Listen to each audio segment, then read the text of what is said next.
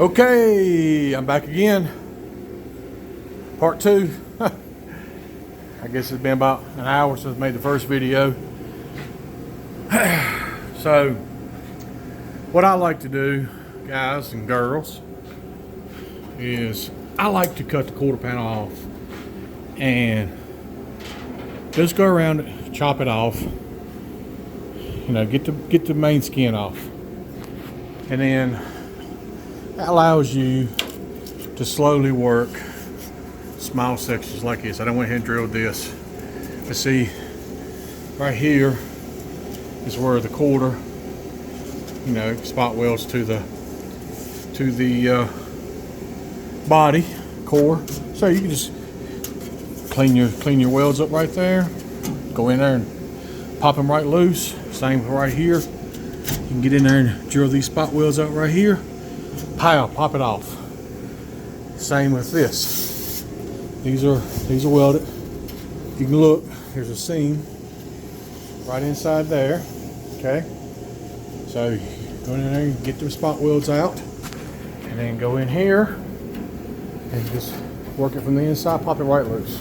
I don't know, it just makes life easier. You know, unfortunately the tubs aren't salvageable. I wish they were, but they're not.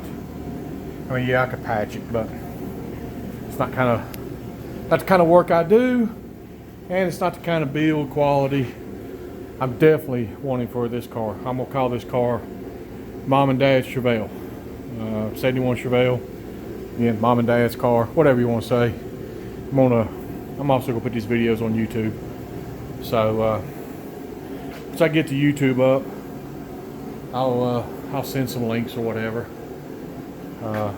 Here's a better shot of that TDB abrasive blasting there in Bedford, Virginia. I think in my other video, I think one time I said Danville, but it's Bedford, Virginia.